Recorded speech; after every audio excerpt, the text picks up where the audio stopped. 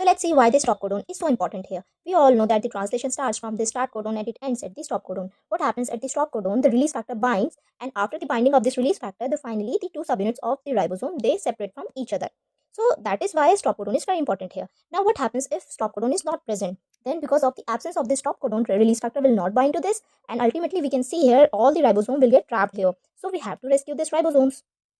Now the cell require two things, stop codon and the tRNA. So the two things will be provided by this tmRNA. So this tmRNA basically has two roles. It can act as tRNA and it also can act as mRNA. So this tRNA will detect the stop codon and the mRNA will have the stop codon. This tmRNA is fulfilling the role of stop codon and tmRNA. So what will happen then?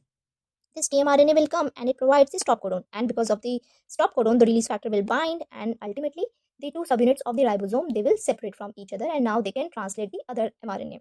So you can see the stop codon is present, then release factor will bind, the two subunits will come and they will separate, and whatever protein they will form, ultimately this protein will get degradation because this mRNA was the defective mRNA because it did not have the stop codon. So ultimately the protein it will form, definitely that will also have the defect. So that is why this protein will get degradation